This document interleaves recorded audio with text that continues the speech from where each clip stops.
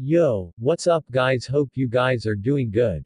So today we are going to see what if Naruto got secretly trained by Shinigami part 1. Hope you will enjoy this video, so before we start please like the video and subscribe to our channel and hit bell notification, it motivates me to upload more fanfic for my lovely audience. So let's get started. Somewhere along the outskirts of Konoha, walking through the forest in the rainy night, was a young blonde-hair boy, who appeared to be no more than 5 or 6, wearing a white shirt with a red round swirl symbol on the front of his shirt, black pants and sandals, while he had a blue backpack on. The only noticeable features were that he had black whisker marks on his cheeks and a sad look was showing in his blue eyes with barely restrained tears leaking out. Just an hour or two ago, young Naruto, with what little belongings he had been thrown out of the orphanage by the owner, an old lady who looked like she needed to be put into solitary confinement due to the multiple times she showed erratic anger. When that happened, Naruto had contemplated of going to the large round tower, the Hokage Tower, where his Gigi worked at and would most likely be, or the very least, the small ramen stand where the nice little family worked at. However, that plan had several problems. The first one was that it was nighttime and the roads looked different at night than in the morning. The second was that it was raining with bits of thunder, the latter scaring the poor young blonde and making him unable to navigate properly. And the last one was that somehow his forced departure from the orphanage had spread quickly and several mobs of civilians and shinobi had been formed and were hunting for him this instant. That one had forced Naruto to try several different paths to reach the Hokage Tower, and with all three of those things combined, the young blonde found himself in his current situation: cold, tired, hungry, confused and scared. What did I do to them anyway to be hated? Naruto mumbled to himself weakly as he stopped walking to try and get a grasp of his surrounding. He had a feeling that he was no longer in Konoha's walls, which was in some way good considering the fact that mobs were looking for him. Having to avoid beatings since he was 3, Naruto had developed a survival instinct that was rare for a boy his age to have. Though it was certainly helpful, as it made him realize that he should find a place to get out of the rain and sleep too. He could find a way back into Konoha and to his Gigi in the morning when there was light. If I could just find a shack or something, Naruto wished. As if answering his wish, lightning flashed briefly, startling Naruto. But at that brief moment Naruto spotted something that he hadn't seen before. It was some sort of man-made structure just a few distances before him, and while the night had once again took over he could still make out its silhouette. Taking out a flashlight he borrowed from the orphanage staff, he would have used it when looking for the Hokage, but he was worried the light might attract the mob. Naruto shined the path before him and headed towards the structure, moving at a fast but careful pace. When he arrived, Naruto found out that the structure was actually an abandoned temple. While it still looked like it was in good shape, the evidence of vines growing over it and the large amounts of dust and various areas of peeled paint was a sign that this place hasn't been used for a long time. What caught his interest, however, was that the temple was almost covered with the same swirling crests that Naruto had on his shirt and seen in many places within Konoha. His curiosity, however, was overcome by Naruto's needs to get into shelter and out of the rain, so without further ado he entered the temple. To his surprise, the torches within the temple were still alit despite it being abandoned. Nevertheless, he was grateful for the extra light, since all he had was a flashlight for light, and began to unpack and pulled out a blue blanket and some traveling rations, both of which he borrowed from several areas. Naruto was grateful for the lit torches, as his blanket alone wouldn't have been enough to keep him warm. He had just pulled the blanket over him, laying his head on the backpack as a pillow, and was seconds away from closing his eyes when a voice suddenly spoke, "Naruto." Surprised, Naruto bolted upwards, sleep forgotten. He scanned the room wildly, worried that someone, maybe one of the mobs, had entered the temple and found him. But while he saw no person in sight, something did catch the young boy's attention. At the center of the temple, a podium of some sort, were dozens of Oni masks hanging on it, but unlike the rest of the temple, they all looked intact though dusty. In front of it were black flames that were still alit and looked to be almost protecting the masks kind of. The masks were also hanging beneath 3 connected symbols that Naruto had seen outside the temple too. But what seemed to draw Naruto's attention were the black flames for some reason. The way they moved around, almost dancing, entranced him as he walked closer towards the flames. When he was directly in front of them, the voice he heard spoke again. "Can you hear me, Naruto Uzumaki?" "Yes, I can hear you," Naruto replied meekly, wondering if he wasn't going crazy. "Then I can say that it is good to see you again," the voice replied. That caught Naruto by surprise. "Again? But I don't think I ever met talking black flames before. We have known each other a long time ago, where we fought together as well. Though back then you were someone else and with a different name too," the voice said. "If you want to remember, then reach into the flames and you shall remember." Okay. Now Naruto was wondering if he was going crazy. Even if they were black, flames were flames, and if he put his hand into it, then it would be seriously burned. As if reading the young blonde's mind, the voice said, "You have nothing to fear, Naruto Uzumaki. For these flames are but a fraction of my power. And my power is your power.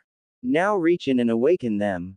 With a sudden adrenaline of courage surging through his veins, Naruto shot his hand forward into the flames. And as the voice said, the flames did not hurt. Actually, the moment he stuck his entire hand in, he felt something solid hidden within the flames.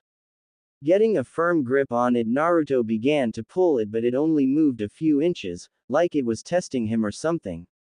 Annoyed, Naruto put his left hand into the flames, and now with both hands gripping it, he pulled once more, except harder. He was rewarded with the object, or objects, finally coming out of the flames. The objects turned out to be dual katana, one in each hand, with clean silver blades with similar round black guards and gray-wrapped handles. But before Naruto could admire them any further, the black flames, almost as if missing the swords, jumped out and surrounded Naruto entirely in a dome of black flames, cutting the boy off from the outside world in a dome of darkness. But for some reason, Naruto did not feel afraid by the black flames around him. In fact, he seemed to be relaxed, as if the flames, or what made them, were familiar to him. And soon the voice spoke again. "We are together again, Naruto Uzumaki, descendant of Ichigo Kurosaki, the last king of souls and most powerful Shinigami. Now raise your blades and say my name. Say the name of your Zanpakuto and receive your birthright." As if knowing what the voice was saying, Naruto immediately raised both swords above his head. And then, once making them cross each other like an X, he said loudly, "Shout loudly and shine brightly," and the blades began radiating black energy, with the black flames being absorbed into them as Naruto said one final word, Zangetsu. Hokage Tower. An Anbu captain, who was delivering a report about having round up another mob, took a brief glance at the Sandaime Hokage, the man he was reporting to, before leaving. Though the aged Hokage didn't show it, the feeling he was radiating off was all but clear to the Anbu and anyone else with brain cells. The Hokage was angry. As the Anbu left Hiruzen Sarutobi, the Sandaime Hokage reflected on the current situation. When he first got word of the several mobs moving around the village, he knew that they were looking for Naruto, the current Kyuubi Jinchuriki, the son of the deceased Yondaime Hokage Minato Namikaze, and his wife Kushina Uzumaki, and who had become a surrogate grandson to the old Hokage. Immediately Hiruzen sent one of his most trusted Anbu, Weasel, to head towards the orphanage and bring Naruto to the mansion, where he would be safe until the Hokage could calm all the madness. However, when Weasel, or to be more precise a shadow clone of Weasel, and reported that Naruto had been forcefully kicked out by the matron of the orphanage, the Hokage was not pleased at all. After listening to the bias and stupid reason from the woman, whom the Hokage noticed wasn't running on all pistons, Hiruzen had her taken away for some time with Ibiki and Anko and then send her to a retirement home. He would find a new person to be put in charge of the orphanage later. Right now he was focused on having his Anbu and Jonins calm down the mobs and arresting them for disturbing the peace, rebelling against his shinobi and trying to kill an innocent boy that they stupidly thought was the Kyuubi. And that was when Hiruzen felt it, a massive burst of, well, he wasn't sure if it was chakra, but it felt similar to it and it was powerful. He looked out the window in his office, was not only surprised to see that the rain had stopped, but there wasn't even a single cloud or star in the sky, just pitch black darkness. Outside his office, everyone else in the village, shinobi and civilians alike, part or not part of the mobs, had stopped what they were doing and looked up in fear at the sky, while at the same time felt the massive surge of power that was apparently coming from the sky. And just as it had begun, the massive pressure disappeared, including the pitch black sky. In fact, it looked like what Hiruzen could think of. Black energy was sucked downwards from the sky, once more revealing the stars, the clouds, and now a full moon, glowing brightly than ever before. The Hokage was about to summon an Anbu team to check out the source of the pressure when a familiar voice spoke from behind. "Hi Gigi," Naruto's voice shouted. Hiruzen spun around in surprise upon seeing his surrogate grandson. He hadn't detected the young blonde at all. Him, the Sandaime Hokage, known as the Professor and God of Shinobi who survived 3 shinobi wars, couldn't detect the presence of a 5-year-old boy with no shinobi training whatsoever. He didn't know whether to be happy that Naruto was alive and okay, or confused of how the child got into his office. Naruto noticed his Gigi's stunned look and asked with child curiosity, Gigi, are you okay?" That seemed to snap the Hokage out of his stupor. But that's when he noticed that Naruto had a backpack being held in his right hand while strapped to his back were 2 identical swords. Naruto-kun, where did you get those swords?" Hiruzen asked, sort of worried that his 5-year-old grandson had weapons on him that could hurt him. Naruto looked to his side to take a look at his swords before turning back to the old Hokage. "This is my Zanpakuto Zangetsu. And you won't believe what happened to me." And with that, a new legend of a long-lost power was born that day. Hokage's office. Hiruzen Sarutobi, the Sandaime Hokage of Konoha, rubbed his temples for the 20th before taking another large gulp of sake. A lot had happened last night, since it was now the morning, and it all had to do with the 6-year-old blonde-hair boy sleeping on the couch with his dual swords, or Zanpakuto as they were called, leaning against the same couch. Right now it was only Hiruzen and Naruto in the room, as he had dismissed his Anbu guard and placed privacy seals within the room. He put the Anbu in charge to regain order while having the Anbu commander inform Shikaku Nara, the Jonin commander, of the events last night.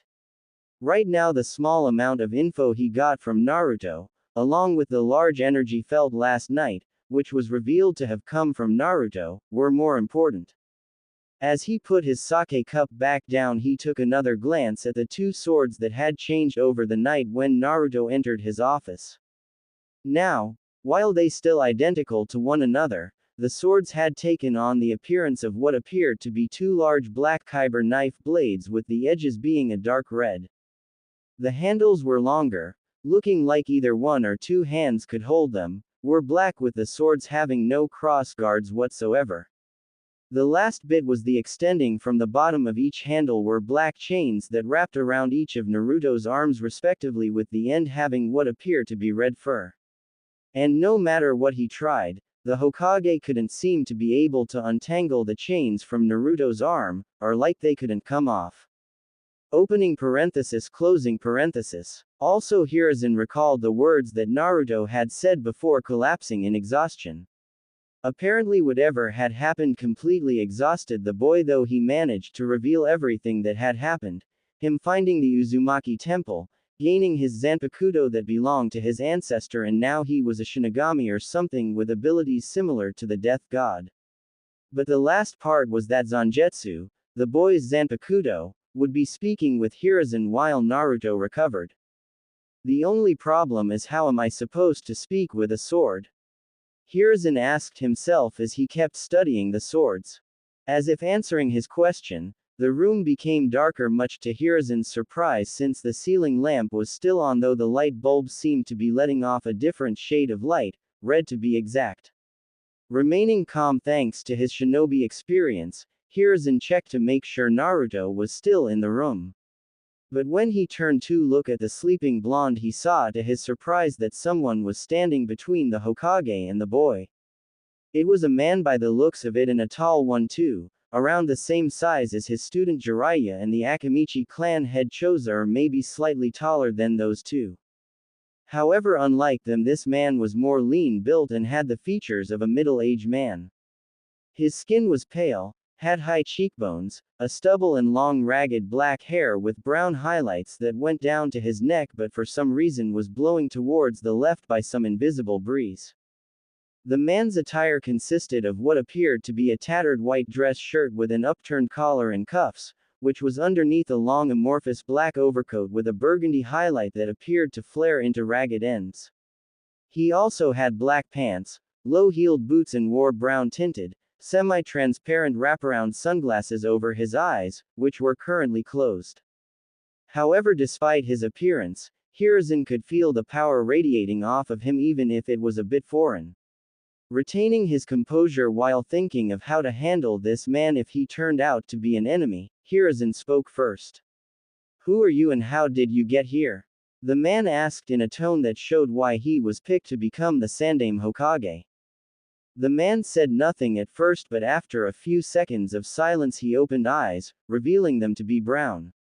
"My name is Zangetsu, and I was once the Zanpakuto of Ichigo Kurosaki and now the Zanpakuto of Naruto Uzumaki, Ichigo's descendants. And we have much to talk about." Hiruzen Sarutobi. Hiruzen suddenly understood what Naruto meant, that his Zanpakuto would be speaking with him. But still, this was something that Hiruzen had a hard time understanding. How is this even possible? The professor asked in utter awe and confusion. "I would appreciate if you did not compare us Zanpakuto to other weapons." Hiruzen Sarutobi. Zangetsu said with a bit of annoyance in his voice. "We have our own souls along with unique shapes and powers based off our Shinigami's soul. Along with having our own soul, we possess a true form within our Shinigami's inner world, where we are right now, within Naruto's inner world." Hiruzen's eyes widened upon being told that he was inside Naruto's mind, but Zangetsu had continued speaking. "Normally, for anyone else to even come in here, they need to have both permission from Naruto and myself, along with making physical contact with me or Naruto. However, due to Naruto currently resting, since he needs time to adjust to Ichigo's memories as well as our combined large powers, I am able to bring you in here while casting an illusion to the real world." Hiruzen raised an eyebrow but decided to file it for later and instead asked another question. "And the swords, Zanpakuto? May I ask why they have taken on that form?" "The form they are in now is my Shikai form, the true form of the Zanpakuto. The reason they are like that is due to the fact that Naruto has vast spiritual power yet cannot control it yet, so I remain in a constant release state. Hopefully when he has mastered to control his power he can keep them in their sealed form." Zangetsu replied automatically. Deciding to follow along, Hiruzen nodded, though Zangetsu could feel that the Hokage was still on guard just in case. "Since you're here and speaking on Naruto-kun's behalf, then I can ask you what I want to know, correct?" "Indeed," Zangetsu said. "However, I will not tell you what you want to know, only what you need to know. For both Naruto's sake is to protect him from those who would use his powers for their own, like your former teammates and the civilian council." The spirit noticed Hiruzen's shock. "Despite being in isolation for so long, I have watched over Naruto, waiting for when he and I would be united. At the same time, I know that at the hands of the civilian council and the elders, the latter, especially Danzo who wants him for a weapon, have ruined his life. What do you suppose they would do if they heard about Naruto's newfound powers?" Hiruzen couldn't deny what the man, spirit said. For a long time the civilian council, full of greedy people, has been a thorn in his side even before he declared Minato his successor. And after Minato's death and his reinstatement as Hokage, the council used that small gap to gain influence within the village, set on securing and elevating their own positions, making Naruto's life miserable and who knows what else. And then there were the elders, Hiruzen's former teammates who have sided alongside the civilian council, going against him while at the same time preaching about Naruto's training to control the Kyuubi, especially Danzo, who just wanted the boy as a mindless weapon for his root program, even though Hiruzen disbanded that program years ago. The Hokage knew that the program was still active despite his orders, yet Hiruzen had no evidence for that, meaning he couldn't touch Danzo. If they learned of Naruto's new powers, then the outcomes would be the civilian council calling for the boy's blood and with Danzo going to extreme to abduct Naruto into his program forcefully. That was something that Hiruzen could not allow. With a burning determination in his eyes, Hiruzen looked back at Zangetsu, the spirit understanding the silent message the Hokage was sending him. Good, because as of now, neither Naruto nor I will stand for such action. Since you now understand, then I will tell you the history of the Shinigami and their relationship with shinobi. Everything else you wish to learn will be revealed to you by Naruto when he awakens from sorting through Ichigo's memories. When Zangetsu finished that sentence, images began to flash through Hiruzen's eyes and the Hokage watched ahead as the Zanpakuto spirit spoke. Long ago, before the word chakra ever existed, the entire world was watched and protected by a place known as Soul Society, ruled by a powerful entity called the King of Souls, a god in his own right. Soul Society was a realm that was part of this world yet at the same time resided in its own dimension and was also known as the afterlife, as the residents of Soul Society were souls. The capital of this world was known as Seraiti and the military was called the Gote 13. The soldiers of Gote 13 along with the rest of the occupants of Seraiti were the Shinigami, souls that had spiritual powers allowing them to do things that others would deem godlike. Along with those spiritual powers, they possessed long lives, enhanced durability, and finally the weapon shared with all Shinigami called the Zanpakuto, weapons unique to them as they are created by the owner's soul within the sword. Hiruzen saw a brief flash of several Shinigami fighting against large creatures of different appearances. The only thing that they had in common was their white mask-like faces and the holes in their chests. The duties of the Shinigami, along with protecting Seraiti, were to help guide the souls of the deceased to either Soul Society, for those who have been good in life, or to hell for those who have committed evil deeds as humans. Another responsibility was the cleansing of hollows, the creatures you had just seen, evil spirits born from human souls that have stayed too long in the human world after their death. They live to devour other souls to increase their power. When a Shinigami kills a hollow, the creature returns back into a human soul and is sent to Soul Society, unless they committed evil deeds as a human and thus are sent to hell. Suddenly Zangetsu frowned as the images around them changed to ones of war with people fighting and dying. But that all changed 3,000 years ago when the Quincy, a race of spiritually aware humans, rose and began war with Soul Society. The war brought much death to both sides, Shinigami and Quincy alike, along with casualties of humans and souls that had no spiritual powers. The war reached a turning point when the Quincy Emperor killed his millennia archenemy, Genryusai Shigekuni Yamamoto, the captain commander and founder of the Gote 13. The war began to turn towards the Quincy's favor until a human, born with the blood of the Quincy and the powers of Shinigami and Hollows appeared. This human was Ichigo Kurosaki and he was able to defeat the Quincy Emperor and ended the war. Soon after he became the new King of Souls, with his predecessor passing down the title and power before vanishing from existence. Hiruzen felt like there was more. I assume that a war of such magnitude didn't come without consequences. The Hokage commented. Indeed, Zangetsu said before continuing. Though the Quincy suffered losses so great that they were almost extinct, many Shinigami had died along with Soul Society and Seraiti being in ruin. Worse, Hollows and Arrancar that had survived the assault from the Quincy were rampaging across the human world due to the lack of Shinigami to stop them. And the human world itself was in disarray, falling into chaos because of the war. In a last-ditch attempt to bring order to the world, Ichigo Kurosaki with his newfound powers, broke down the walls that divided Soul Society and the human world. Though this act would be considered madness, it actually in fact helped as Shinigami were able to protect humans, guide them to recovery and furthermore banished Hollows and Aruncard to areas where they couldn't bring harm to the humans. However, over the years as Shinigami mingled with humans their numbers dwindled until there were none left, until now that is. With this Zangetsu turned slightly to look at the sleeping Naruto. With Naruto now awakening his Shinigami power, the power of his ancestor Ichigo Kurosaki to be precise, more people will awaken Shinigami powers all over the world, bringing back the powers once lost for 3 millennia. Hiruzen was quite shocked to hear this, and then when he realized the impact that this would have on the world and chuckled inwardly. "You sure don't do things halfway, do you, Naruto?" Hiruzen said to himself when another question came up. "You said that there was a connection between the Shinigami and Shinobi, what is that?" Zangetsu looked at the Hokage before replying. The spiritual energy that Shinigami uses, also called Ryoku, and chakra that Shinobi as well as samurais use, are both the same thing. Sources of energy found within a person. When he said that, the Hokage had a shocked look on his face at this revelation but allowed Zangetsu to continue.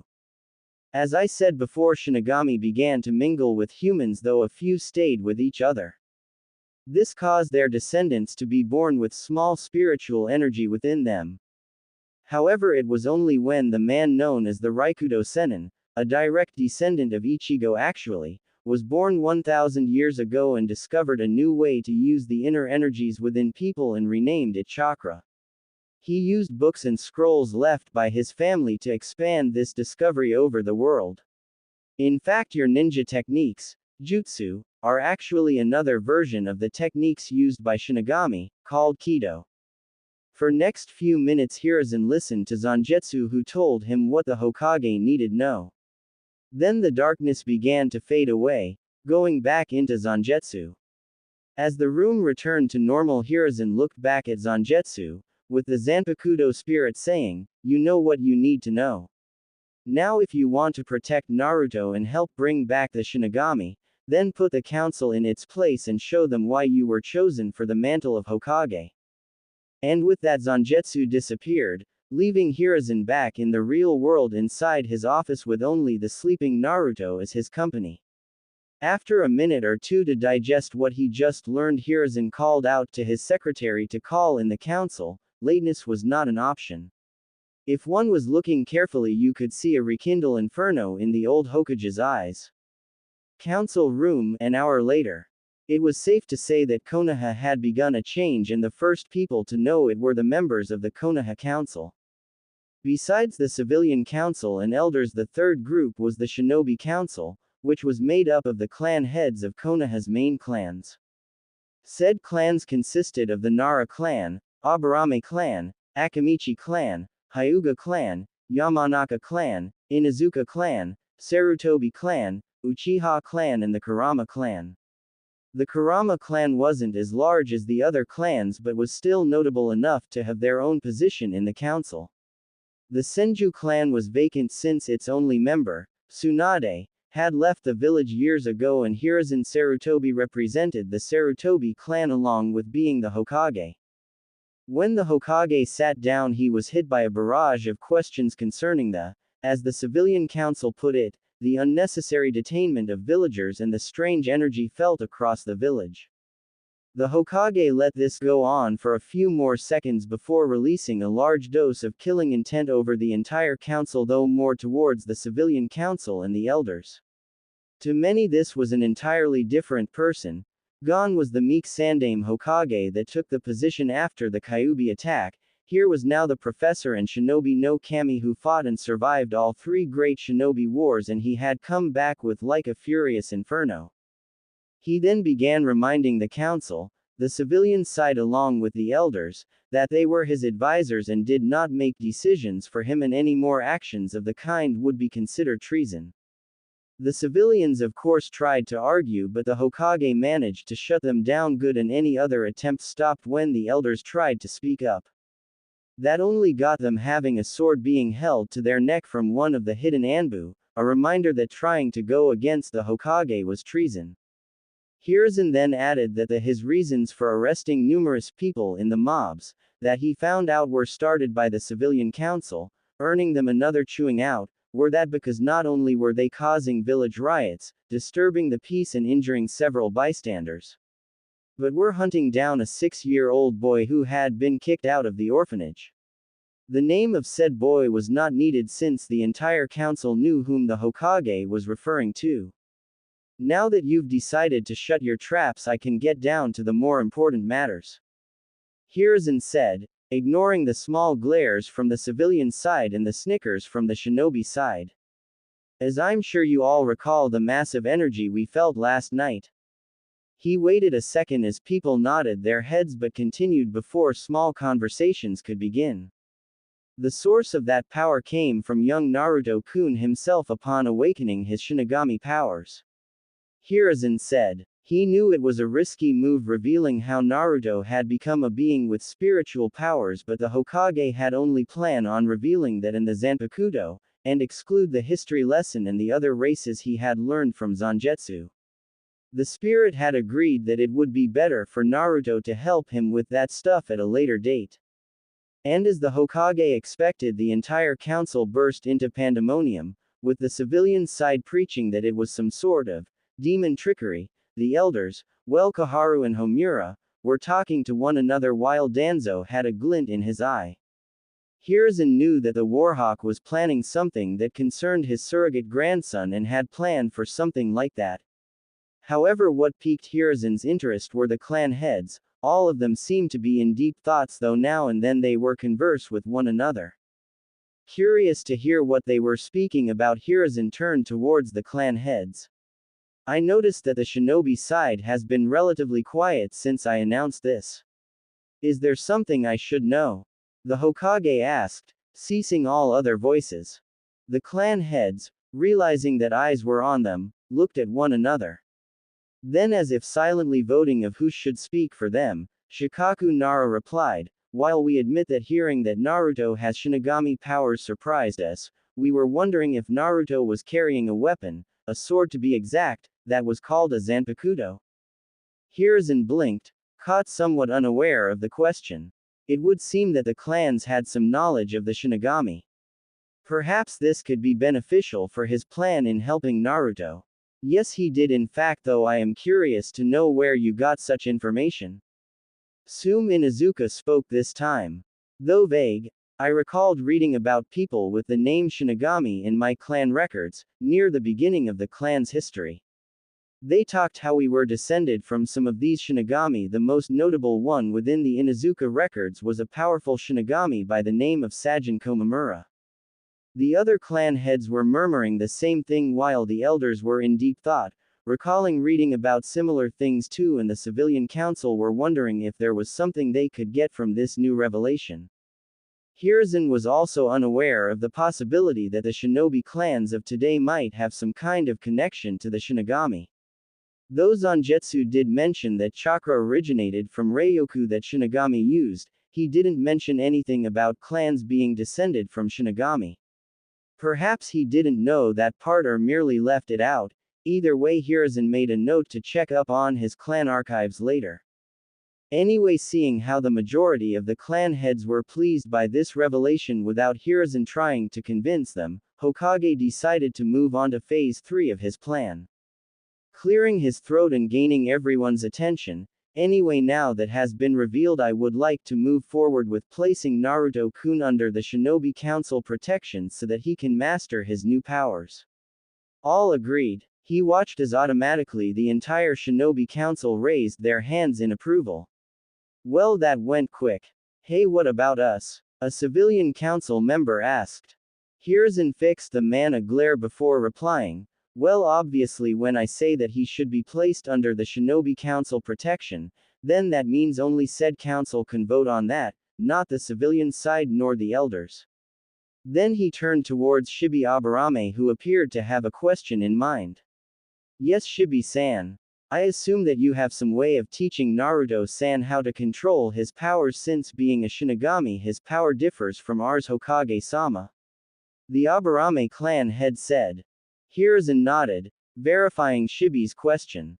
Yes, I forgot to mention that apparently Naruto-kun's Zanpakuto was originally wielded by his ancestor, Ichigo Kurosaki, also known as the King of Souls. He paused a moment to look at the shocked faces of the council at this revelation before continuing. As such, he has received his ancestors' memories and is slowly relearning, I guess the correct word would be, how to use his newfound powers. That is not to say that he might still need a few tips now and then along with any background information he can acquire, such as copies of the ones in each clan archive. I assume it won't be a problem of acquiring copies of those certain parts, correct? He asked as he looked at the clan heads.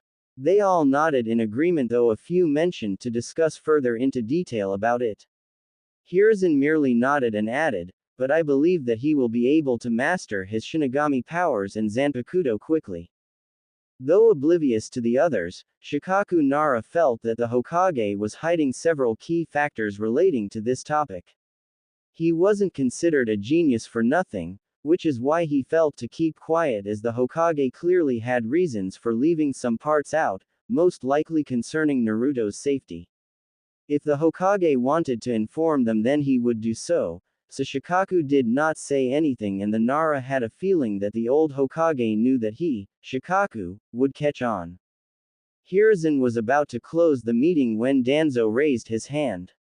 Yes, Elder Danzo, Hiruzen asked, outwardly curious to what the Warhawk had to say, though inwardly he knew but just played along.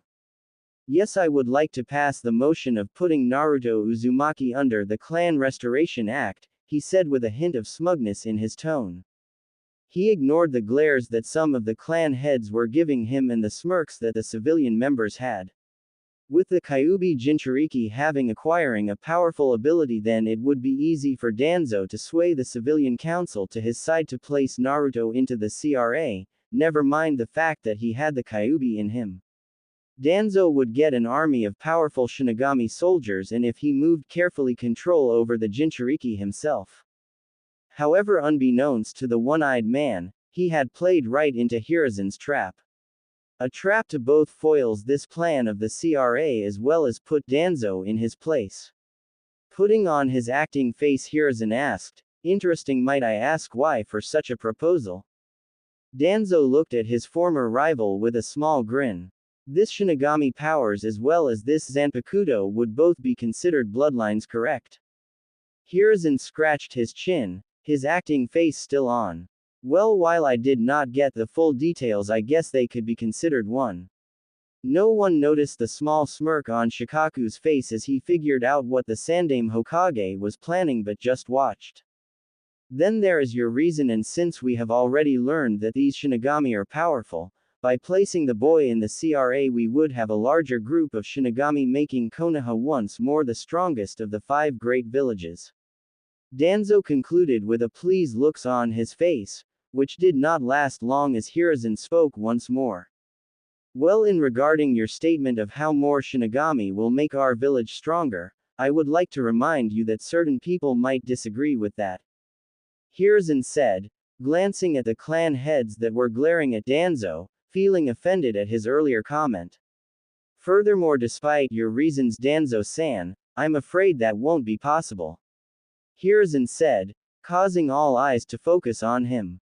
The reasons are that not only would it be useless due to the nature of the topic at hand, but also stupid, no, suicidal as well. And what do you mean by useless? Danzo asked with his eye narrowed. Well, quite simply, from what we know so far, there's a 50-50 chance that this won't be passed down to Naruto-kun's children. Take the Shodaime Hokage for example. He possessed the bloodline Mokuton, yet no one else in his clan, including his brother, children or grandchildren, have shown signs of it. So in other words, we don't know for sure if any of Naruto's children will have it. Hiruzen explained with a calm look on his face and then continued before Danzo could retort. And yes, I know that elemental bloodlines aren't always passed on. We still cannot exclude the fact that there is a chance that some, if all, won't gain Shinigami powers in a Zanpakuto.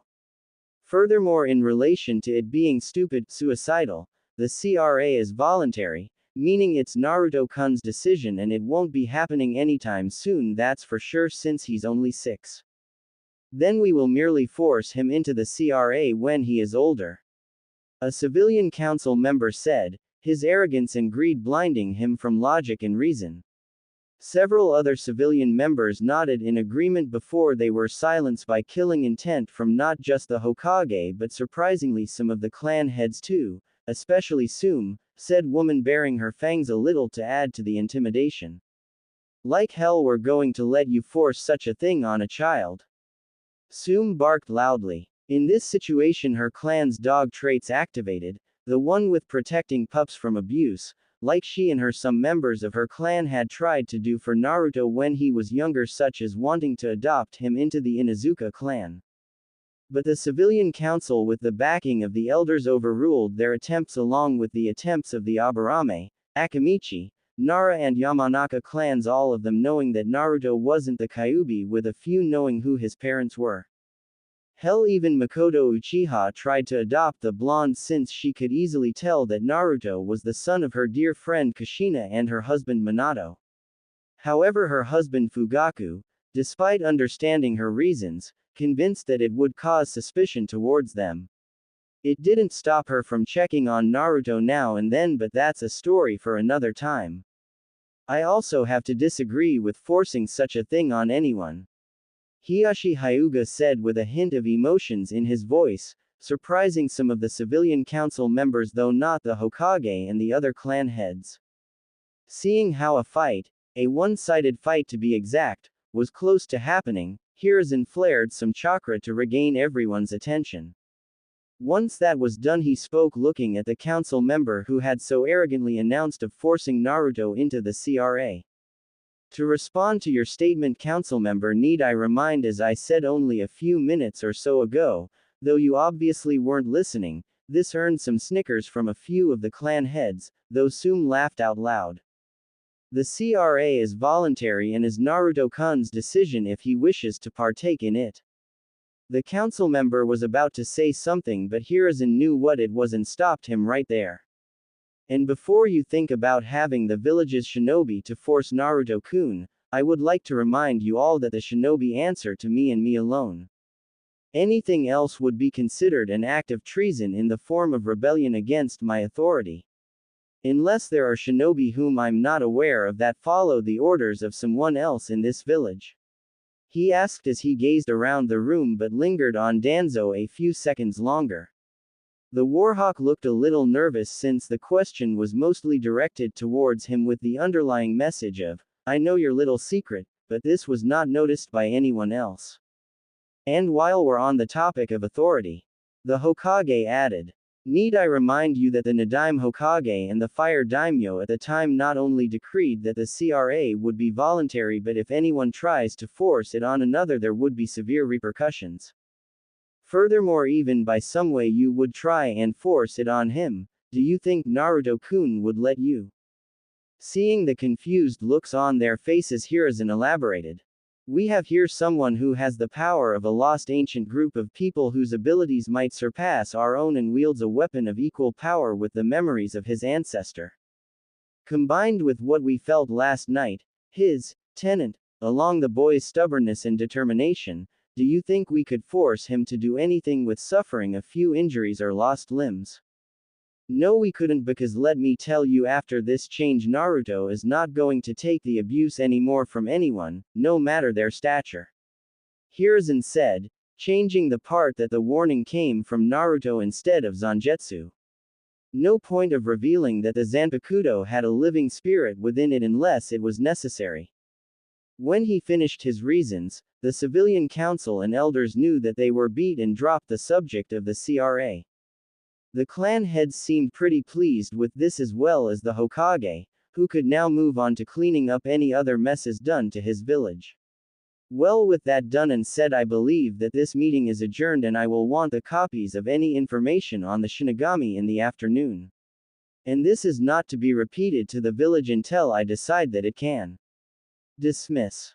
14-year-old Naruto Uzumaki woke up from his bed, letting out a yawn and stretching his arms too. He looked at one of the two windows in his bedroom for the past 9 years. Even now he still had to admit that it gave him a good view of the large forest area of Konoha. As he did, his mind once more went back to how his new life started. 9 years ago, when he awakened his Shinigami powers, along with his Zanpakuto and his ancestors' memories, Naruto knew he had a lot of work to do. Fortunately, he had his Zanpakuto spirit Zangetsu and his Jiji and Ichigo's memories. Naruto was able to get things done on his list very quickly, with the first bit being setting up a compound for himself and other Shinigami. The place he chose was none other than the Uzumaki Temple, with Naruto's reasons being that it was large enough to house several people, since it was the same place where Kushina stayed before she married Minato. The second reason was because it's where Naruto discovered his Zanpakuto and felt that it would be a symbolic place for future Shinigami to live. However, it wouldn't be until he was 8 when he was able to move the large facility into the village, since the Hokage didn't want Naruto live in the outskirts of the village. Thankfully, Naruto was now able to live in the mansion his parents used to live in, and during the 2 years he lived there, Naruto managed to discover and quickly learn his father's famed technique, the Hirishin. With 4 of the 3-pronged kunai and memories of Kido spells Naruto got from Ichigo's memories, Naruto managed to create a barrier around the temple and teleport it next to his parents' mansion, which, while in the village's walls, was deeper within the large forest of the village, most likely for privacy, like a lot of other rich people in Konoha do. That and it would be better from having unwanted eyes on him, though Naruto would have to place up some security seals in order to ensure privacy. Later on, Naruto had come up with the crazy idea to reconstruct and merge the mansion and the temple together, so that way Naruto and his fellow Shinigami would have a larger space to live in. He was thinking of this idea while inside the temple after teleporting it. But to the surprise of not just Naruto but the Sandaime Hokage as well, the next morning both buildings had merged together, while the former was sleeping inside the mansion. He hadn't felt any movement at all during the night, and yet when he woke up he found himself in a different, single and larger house. After calling his Jiji and an hour or two of exploring, Naruto and Hiruzen discovered that the material used to create the temple were from the Shodaime Hokage's Mokuton combined with modification seals created by his wife and the Kyuubi's first Jinchuriki Mito Uzumaki. Modification seals were seals that could modify a single room or an entire building to the needs of the person who made the seal or anyone related to the person, such as Naruto being related to Mito, the woman being his great-grandaunt. The Uzumaki clan, being masters at Fuinjutsu, were able to take this seal to a whole new level, such as what happened with the temple and mansion. The latter also had modification seals courtesy of Naruto's parents. The seals in the temple reacted to Naruto's plan while he was inside of it and merged with the mansion, with said mansion having the same seals, thus making the merge all the more successful. Either way, it only meant that Naruto had a larger place for him and other Shinigami to live, not that he minded. While all this was happening, Hiruzen was working on explaining Naruto's new powers. This was in order to avoiding massive panics or civilians and idiotic shinobi trying to kill Naruto out of bias fear.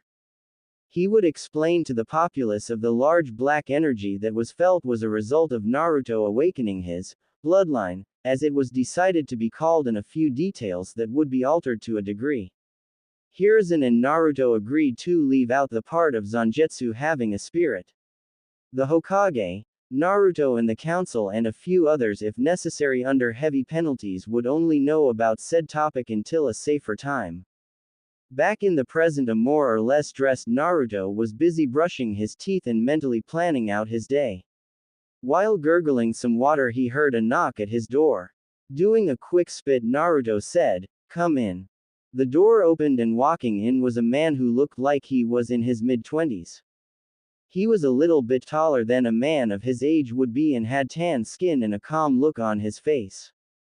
Both his hair and eyes were brown, with the former being unruly and going down to his neck, covered his ears, the right side of his face, while the rest of it, mostly the left side, was left uncovered.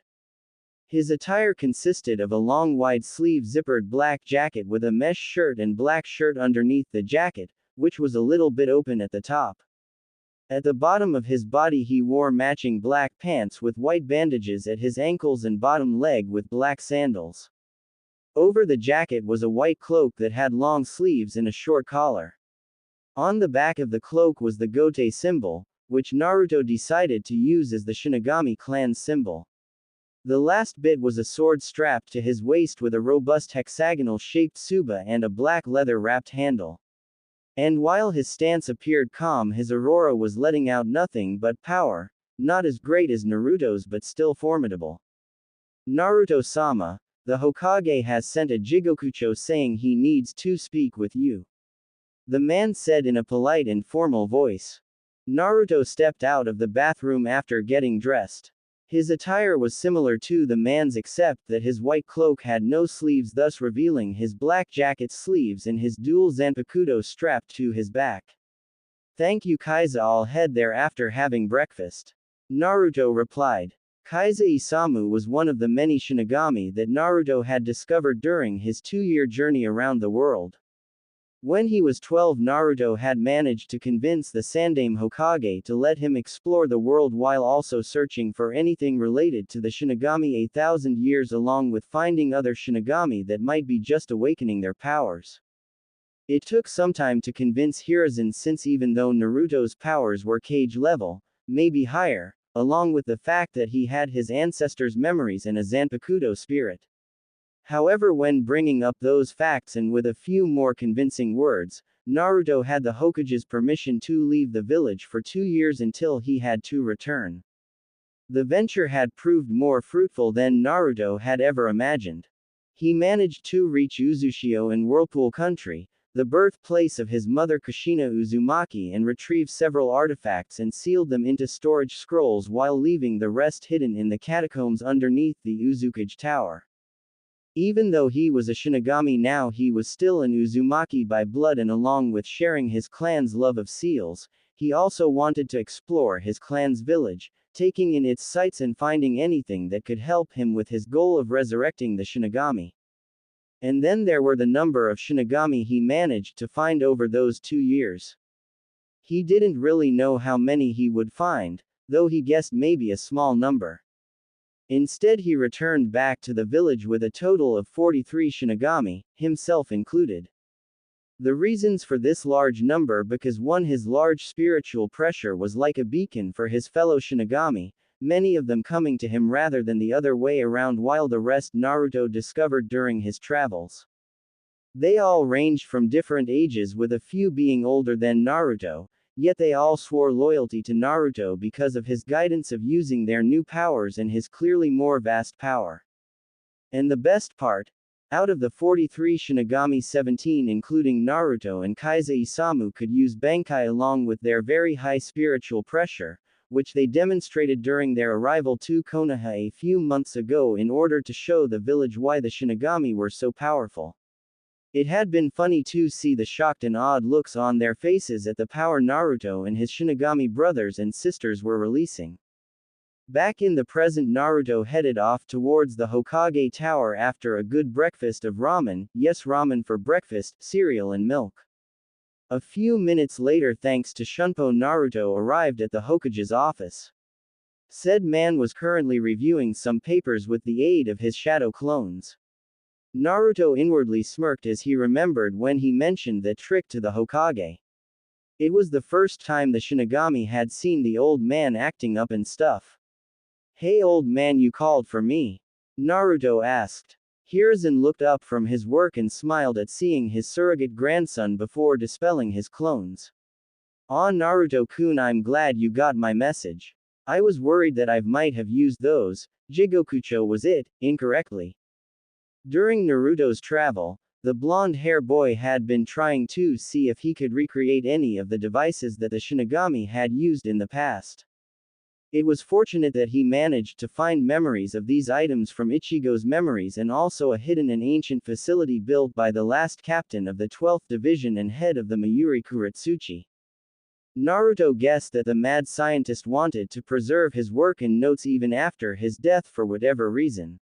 Naruto was just grateful he found it and spent most of his time there before packing as much as he could with him and then left one of his father's kunai there in case he needed to get back there quickly. Anyway, one of the said items that he managed to create were the Jigokucho, the hell butterflies that were used by the ancient Shinigami as messengers. It had taken a while for Naruto to think up of how to recreate these creatures, but by the time he returned to Konoha he managed to come up with a theory. Naruto had managed to convince the Hokage of how useful it would be for Konoha, and the Hokage and Naruto also agreed to bring in the Aburame clan. The clan would be a great help for recreating the Jigokucho due to their relationship with insects.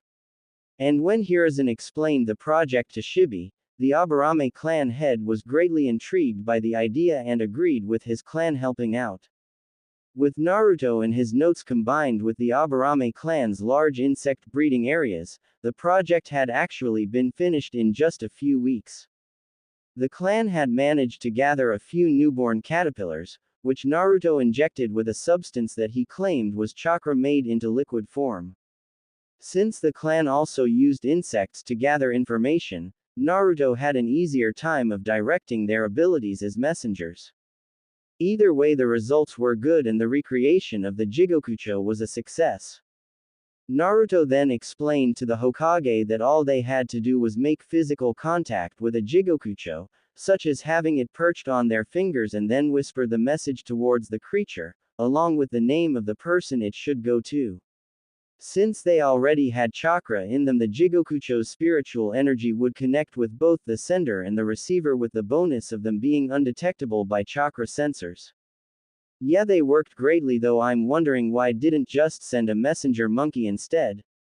Naruto asked, since the Hokage knew that the young Shinigami preferred to have as few people as possible know the location of his clan compound. I was going to, but I figured that this would be a good chance to test out the Jigokucho. Hiruzen replied. Naruto shrugged. Fair enough, so what did you want to see me about? The Shinigami head asked. Well, besides wanting to speak with you over the rest of your ideas, I wanted to see if you and your people were ready to begin training some of the shinobi to combat the hollows that you discovered, along with assigning a mission to one of your Shinigami. The Sandaime Hokage replied. At the age of 10, Naruto had discovered that there were still hollows in the world, though not enough for Naruto to be worried. While the information was fuzzy, with the aid of Zangetsu, Naruto managed to find out that ever since the Raikudo Sennin defeated the Jubi, which was connected to hollows, many of the creatures had begun to reappear over the centuries. But over said centuries, many of the hollows had begun to change, if the wording was correct. As usually, the hollows tried to feast on souls, either living or dead, but this proved to be a problem for them. Since humans had gained the mastery of chakra, an energy similar to Reiatsu, the humans were able to fight back, killing many hollows that were unprepared for their prey to be able to harm them.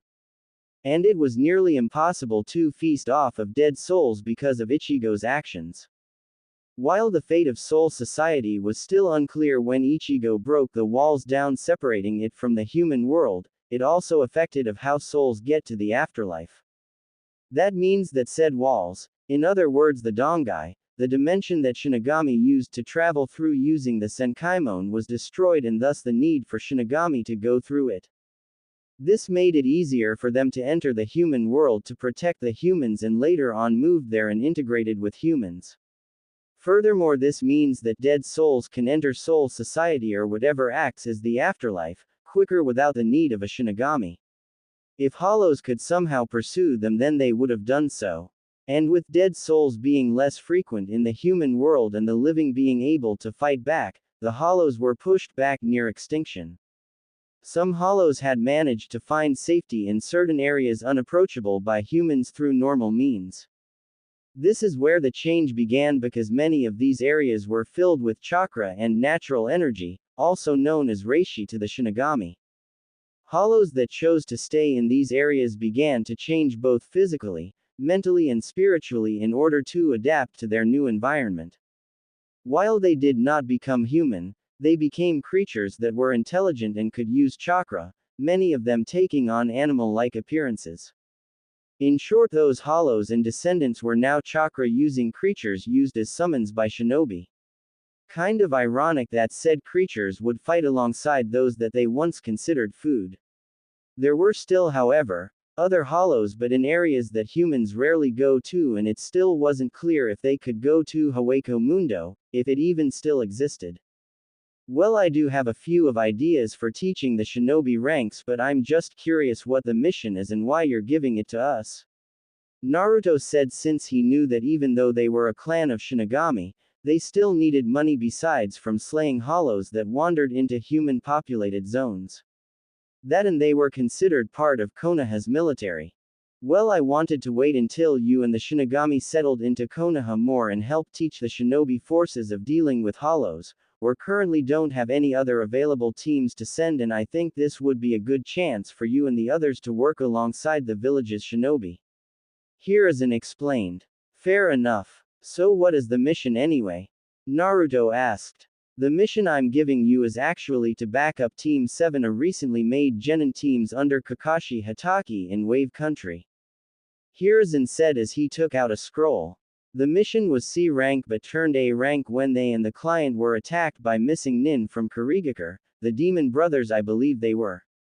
According to what the client, Tazuna, told Kakashi, the reason that the mission's rank was a C rank was because that Wave Country was currently in an economic depression and could only gather enough money for a C rank. Naruto raised an eyebrow. They must have been desperate if they were willing to lie about the mission's importance. What was the mission anyway? Naruto asked. Well, the mission that was given to the team was to escort Tazuna back to his nation and watch over the construction of a bridge he's building that will connect the nation to the main lands for trading purposes. Hiruzen explained before tossing another scroll towards Naruto. While that mission is still for them, the mission I wish to assign to the Shinigami you send is to deal with the source of the nation's problem, Gato. Gato? Naruto asked as he skimmed the scroll's contents. As in Gato the shipping tycoon. The very same, though according to my sources that is merely a front for his more illegal activities, and apparently he's taking over Wave Country as a base of power for his underground dealings.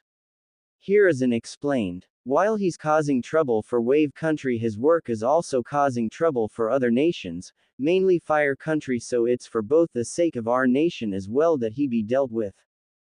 Naruto thought over it for a moment before nodding. Okay, I guess we'll do it. I think I'll go myself if that's okay, Gigi. Naruto said. Hiruzen raised an eyebrow, expecting Naruto wanting to go himself, though he wasn't too keen on the idea. Are you sure you can handle it? And what about the other Shinigami? Will they be okay with you gone? The Hokage asked. Naruto smirked. You don't have to worry, Gigi. I'll leave Kaiza-san in charge, and even then they know how to take care of themselves without me. And I can handle nearly anything. Remember when I sparred with you 3 years ago? Yes, you don't have to remind me. Hiruzen grumbled, recalling of how he wanted to spar with Naruto to see what his Shinigami powers were capable. Despite him being a Kage with Kage-level chakra, he still had trouble holding his own against Naruto even in his Zanpakuto's Shikai mode. Though in the end he forced Naruto to use Bankai, it was kind of embarrassing for the professor to be defeated by an 11-year-old, and Naruto used every moment he got to rub it in. Naruto's smirked increase before continuing, yeah, but you get my point. Besides, I haven't gotten a chance to stretch my legs since I got back here, and the last time I managed to cut loose was when I was fighting in Kurigakure. The blonde added. You still haven't told me how you got yourself involved with helping the Kiri rebels. The Hokage deadpanned while giving Naruto a look. Hey, a lot of stuff happened, that's all I can say. Naruto shrugged, though he had the decency to look sheepish. Anyway, can I bring someone else with me? Another fellow Shinigami. Hiruzen sighed. Fine, very well, you can, but be sure to give that scroll to Kakashi to inform him of the details of your mission. You leave at the south gate in 2 hours. The Hokage said. Got it, Gigi, Naruto said, doing a mock salute before using Shunpo and vanishing from the office. Hiruzen just rolled his eyes at his surrogate grandson's childish actions before returning to his work.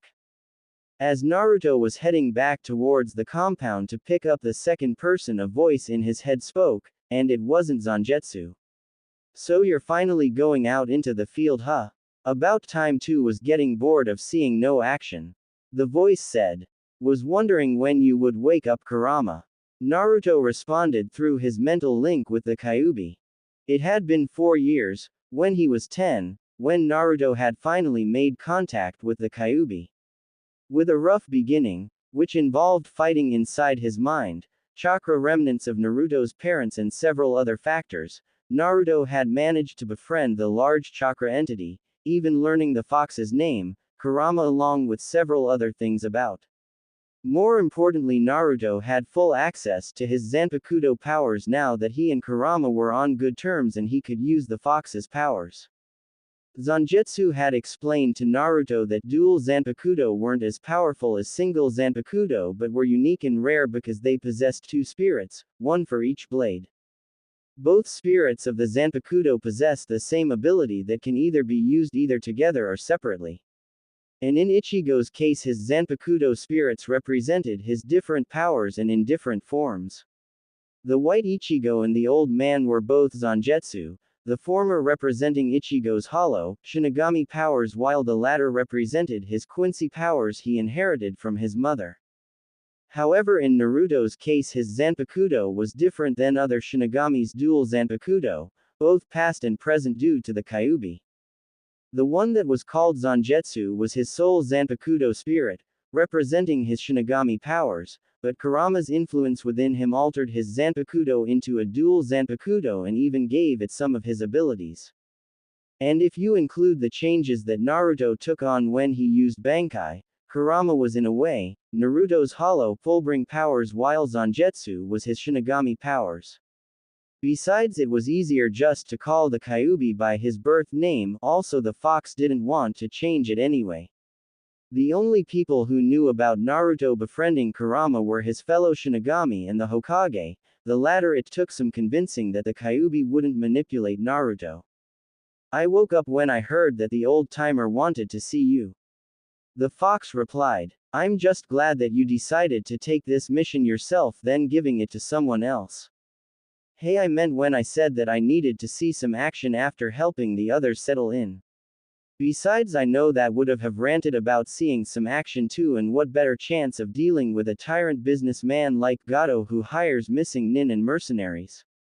Naruto replied. Kurama let out a grunt in response before asking, speaking of which, is the person you're going to bring with you Rajingu? He's the only one I know that has a bone to pick with that Gato person.